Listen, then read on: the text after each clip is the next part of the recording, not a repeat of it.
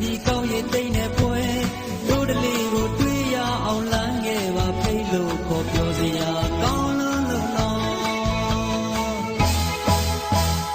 ဒီစိတ်ဒီပို့ထုတ်တောင်းကြီးတို့မရအောင်ကိုရအောင်ကိုရအောင်ကို